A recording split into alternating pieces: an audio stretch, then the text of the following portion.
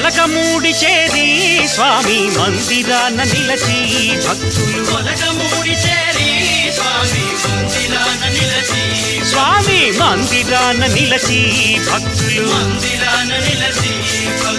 ఏదనుకుంటే అది జరిగేనని ఏదనుకుంటే అది జరిగేనని మాట ఇచ్చిన శ్రీ గురు పలుకును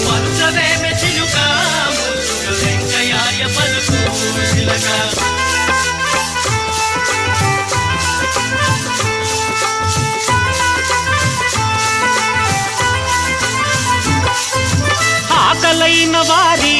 ఆకలి తీర్చే ప్రతివాడు భూమిలో ఆకలి తీర్చే ప్రతివాడు భూమిలో స్వామి కృపకు